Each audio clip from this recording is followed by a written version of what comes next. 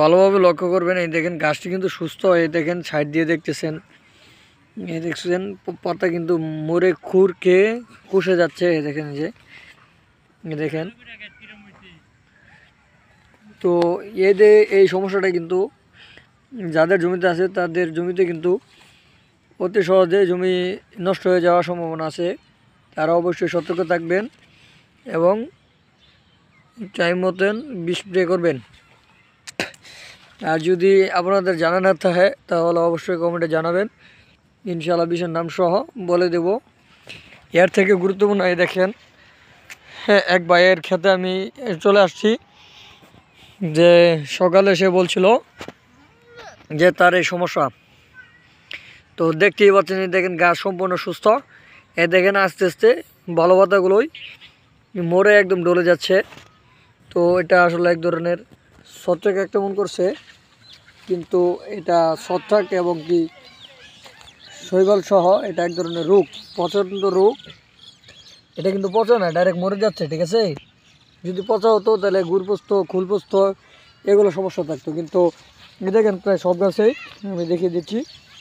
দেখেন প্রায়, দেখেন আলু ক্ষেত, এই যে আলু ক্ষেত, দেখেন প্রায় সব গাছে এই রোগটা সাধারণত, এই দেখেন এই যে সাধারণত ডায়মন্ড আলু যেটাকে বলি, পাবনা আলু মানে ডায়মন্ড, এই আলু খেতে এই সমস্যাটা বেশি হয়। তো অবশ্যই সতর্ক থাকবেন। যাদের খেতে আছে বা যাদের খেতে এরকম সমস্যা আছে বা যাদের মানে মোটামুটি ক্ষেত করেছেন, তারা অবশ্যই খেয়াল রাখবেন।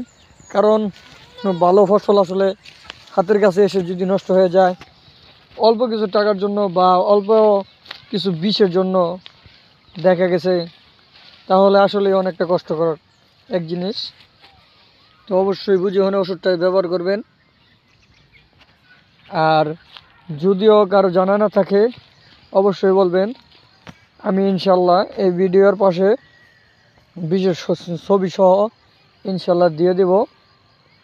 তো কিভাবে ব্যবহার করতে হবে তাও দেখিয়ে দেব ইনশাল্লাহ। তো আপনারা ভালো লাগলে কৃষি বিজ্ঞান 999 এই চ্যানেলটি সাবস্ক্রাইব করে রাখবেন। তাহলে এর থেকে গুরুত্বপূর্ণ এবং কি গাছের যত সমস্যা ইনশাল্লাহ যতটুকু আমি পারি ইনশাল্লাহ সমাধান দেওয়ার চেষ্টা করব। যাদের এরকম সমস্যা আছে তারা অবশ্যই এই ওষুধটা ব্যবহার করতে পারবেন। তো ওষুধটা দেখে নেন ভালোভাবে। স্টাইটার করবেল কোম্পানির ওষুধ, আলু গাছের জন্য খুবই উপকারী একটা ওষুধ।